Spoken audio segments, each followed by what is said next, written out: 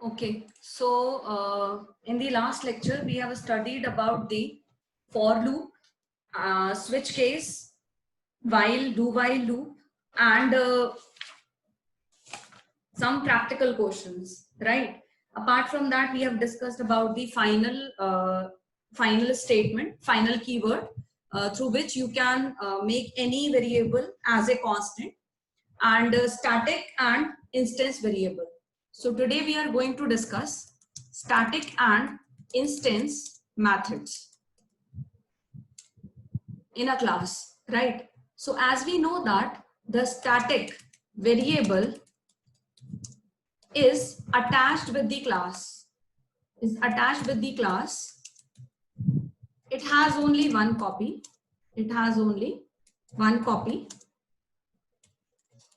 So if you declare any object, still every object will have the same copy because the static variable is attached with the class. While if we talk about the instance variable, then it is attached with object. And every object will have its own copy of the variable. So every object will have its own copy. Okay, so which means the copy of one object will differ from the copy of another object because every object is having its own copy.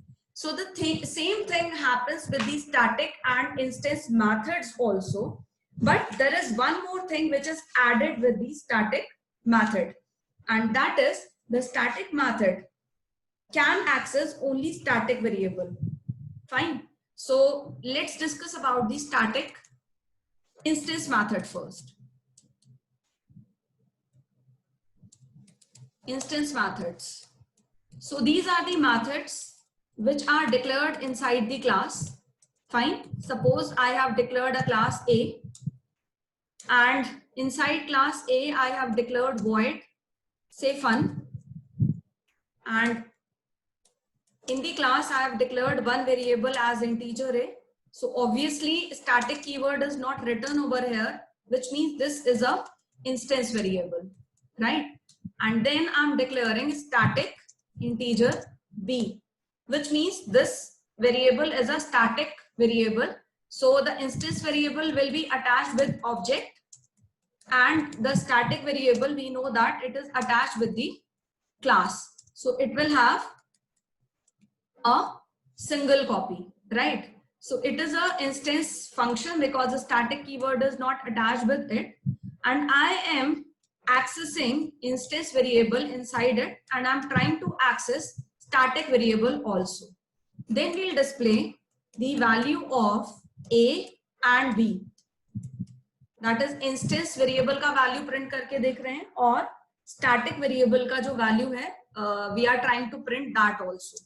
तो हम instance की value print करके देख रहे हैं, and the variable is A, and after that we'll try to print the value of a static variable, and the variable is B. So let's check whether the instance function can access the static and instance variable or not. So we will declare public static void main command line argument array,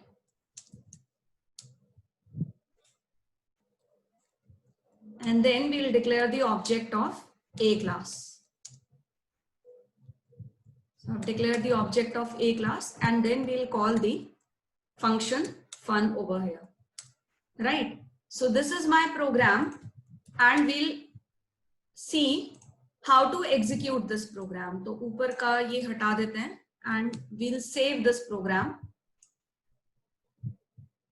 So I have saved this program with a.java. We know that the file name should be the class name where you have declared the main function.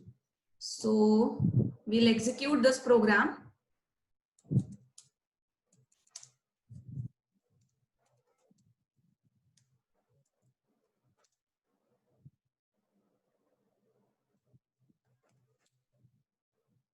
program is compiled successfully. Now we'll try to execute this program. So instance variable का value 10 दे रहा है, static variable का value 11 है, which means we can access the static as well as instance variable inside a instance function, right? Now we'll declare one function that is static function. So I have declared a fun1 function, which is a static function. Now what is the property of the static function? It is attached with the class. It is attached with class and it can access only static variables. It can access only static variables. So what we'll do, we'll try to use the instance variable as well with the function, and we'll see whether we can use the instance variable in the function or not. If we cannot use, then it should give the error. तो मैंने A और B दोनों को फिर से reinitialize कर दिया है, and then we are printing the value of A and B. We know that the function is attached with the class, so there is no need to declare the object of this function. So I can call this function directly, right? Now let's try to compile this program according to my knowledge. The program should give the error because we are accessing the instance variable over here. So A is equal to 12 per it should give error, and where we are printing the A inside the static function, it should give the error there also. Right, so let's save the program and try to execute the program. Fine, so we'll try to execute this program, Java C. Because you are accessing a non-static variable inside the static function, so that is why wherever you have used the static variable, non-static variable, it is giving error. So I have already told you A is equal to 12 पर error आ रही है, और जहां पर आपने A को print कराया है, it is giving the error there also, right? So let's try to remove this error. So this is commented and this cannot be printed, so I have removed this also, right? Now let's try to execute. I hope the error should be removed. So I'm executing this program. Okay, compile ho gaya. Now execute this program. See, it is showing, it is from the fun. ये जो instance is equal to 10 or the static variable is equal to 11 आ रहा है. It is displaying from the fun, and this is fun1, which is showing only static variable is equal to 13, right? So what is the instance method and static method? So instance method can access the static variable as well as instance variable. It is attached with the object, and every object will have its separate copy, right? Now come to the static method. The static method is attached with the class. It can access only static variables which are declared in the class, and obviously because it is static, that is why every object will have the same copy of that particular function. And the third thing that is common, that you need not to declare the object of the class to access the static functions and variable, because it is already attached with the class, right? So this is the concept of a static variable and a static functions, instance variable and instance function. Now we will discuss about the constructor overloading. New concept is constructor overloading. So first of all, we'll see what is constructor, and after that we will see what is constructor overloading. So what is constructor? It is same as a method in a class, but with some properties. Okay, now property number 1, the name of method or function should be same as class name, which means if your class name is a student, the constructor name should also be student. It can have parameters parameters but no return type, not even void. Generally, when you write a function, if the function is not returning any value, you write the void before the function. But in case of constructor, you can pass the parameters, but you cannot write any return type, not even the void. You can write before the constructor. Now, third and most important thing, it is used to allocate memory to the object of a class. So constructor is used to allocate memory to the object of a class. So let's see, if I have declared a class A, and inside the class A I have a variable small a, and I also have a function fun over here, where I am initializing the value of A and then I'm printing the value of A. Right, this is my function fun. Now I'm writing public static void main.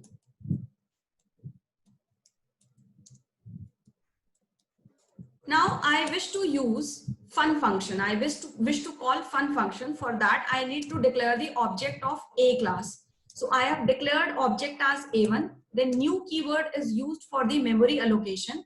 And after that I'm using A and function parenthesis. This A and function parenthesis is constructor. This is constructor, right? अब ये किस type का constructor है, that we'll discuss later on. So first of all terminology को जानते हैं कि it is a constructor that we have used with the new keyword, and the purpose of this constructor is to allocate the memory to a1 object. Now I can call a1 dot fun. The fun function will be called and then we can execute this function, and obviously हमें क्या मिलेगा, output में 10 will be displayed in the output. Now there are two types of constructor. Types of constructor की बात करते हैं. There are two types of constructor: default constructor and parameterized constructor. Default constructor and parameterized constructor. Now, if we talk about the default constructor, it is not required. It is not required to declare default constructor. आपको default constructor declare करने की जरूरत नहीं है. Automatically आपका जो Java है, it uses the default constructor to declare the memory to allocate the memory to the object, as we can see over here. So A and function parenthesis is basically called as default constructor. This is called as default constructor, and you can see that I have not declared any constructor in a class. I have declared only fun function. Apart from that, I have not declared anything, but still I can use this constructor to allocate the memory to this particular object. So A is called as default constructor, which do not have any parameter. Now come to the parameterized constructor. Parameterized constructor will take the parameters and is used to assign the values of that parameter to the class variables, right? But if you are using a parameterized constructor, then default constructor will automatically stop working. I'm repeating again. If you are declaring a parameterized constructor, what is the meaning of parameterized constructor? That your constructor is having the parameters, and the values of these parameters you can assign to the class variables, right? But if you have declared the parameterized constructor in your class, then your default constructor will stop working automatically until you are not declaring it explicitly in the class. So let's take it one by one. So parameterized constructor banate hain. I have declared a parameterized constructor because I am having only one variable in a class. So I have declared one parameter in the constructor. And you can match the properties from here. The name of the method should be same as the class name. So it is A because my class name is A. It can have parameter but no return type. It is having a parameter but no return type. I cannot write even void also, right? And it is used to allocate the memory. That we'll see later on. So the value of B I'm assigning to A, which means the value of A will become the value of B. Fine. And then fun function is going to display the value of A. Now let's try this program first. ये वाला part में हटा देती हूँ. Now let's try this program, whether this program will be executed or will it give error, because I told you that if there is a parameterized constructor declared in your program, then default constructor should stop working. Fine. So I am executing this program and according to me, this program should give the error.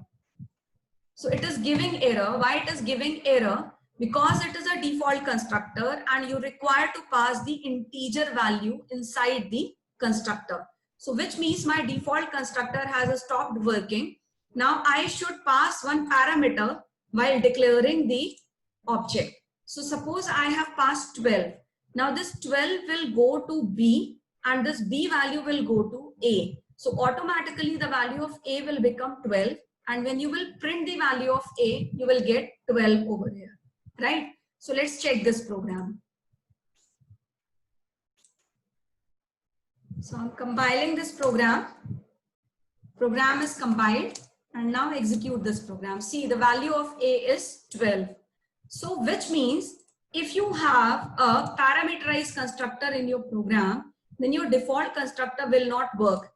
But if you wish to have the default constructor also, then declare it explicitly in your program. So I'm declaring the default constructor also. I've declared default constructor also.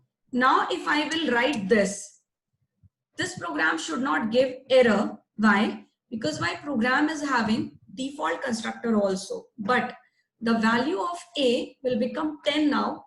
If I will call fun function, it should give me 10. Let's try this also.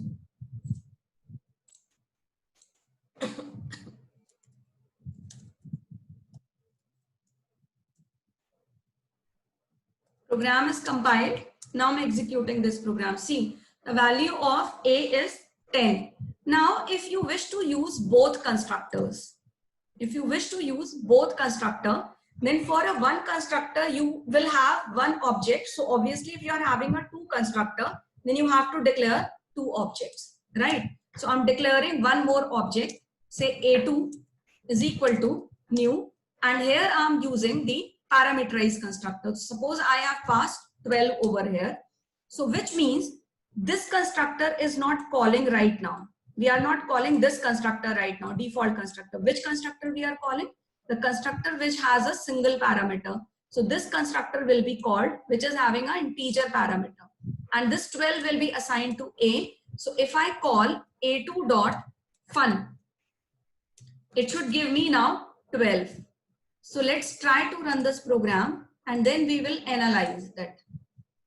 So compile this program and then execute this program. See, using default constructor, your object is giving 10, and using parameterized constructor, your object is giving 12, right? Now let's come to the program. Up, listen carefully the concept. If your program is having, if you have declared more than one constructors in a class with different parameters, then it is called as constructor overloading. What is constructor overloading?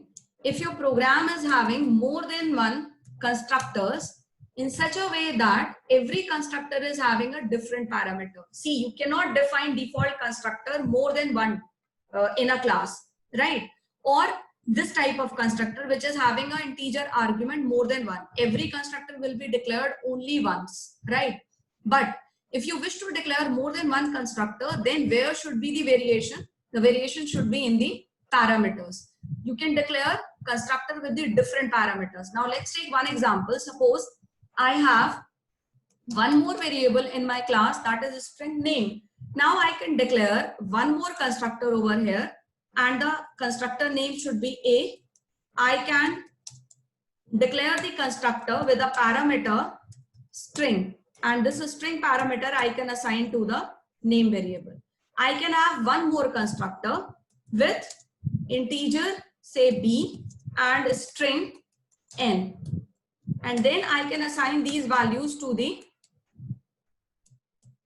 members of the class. So in this way, we can write various constructors in a single class, but every constructor should have different parameters. So you can see that in a single class A, I have declared single parameter constructor, default constructor, again single parameter constructor, but the parameter type is different. Here the parameter type is integer, and here the parameter type is string. And again I have declared one more constructor where the parameters are two. First parameter is integer and second parameter is string. You can declare one more constructor in a same class where you can pass two parameters, but you can change the sequence of these parameters, which means the first parameter you can pass it as a string and another parameter you can pass it as integer. So let's see this also. Two parameters I'm passing. First parameter is a string and second parameter is integer. This is also possible. A is equal to B. Right, this is also possible. So basically, you can declare different type of constructor in a single class, but the constructor should vary with the parameters.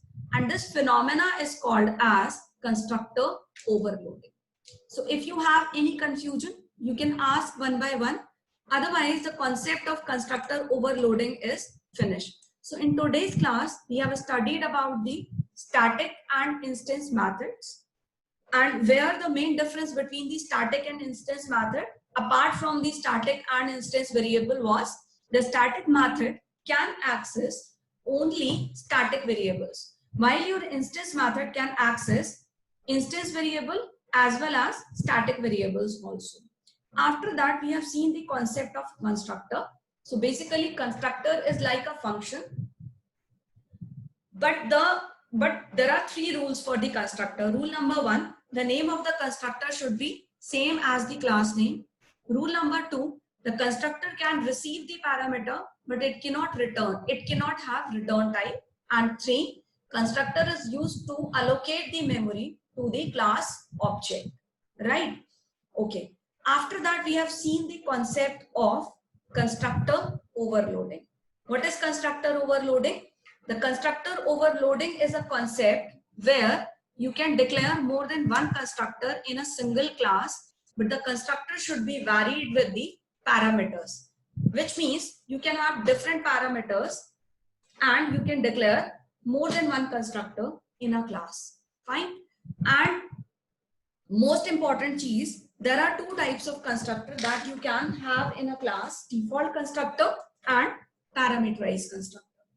If your constructor is a default constructor, which means there is no parameter in the constructor and it is not required to declare explicitly. So by default, we use the default constructor to declare the object. But in case you have declared the parameterized constructor in your class, then default constructor will stop working. How will it start working? You have to declare the default constructor again in your class. So that's it about the today's lecture. If you have any confusion, you can ask one by one. Else, in the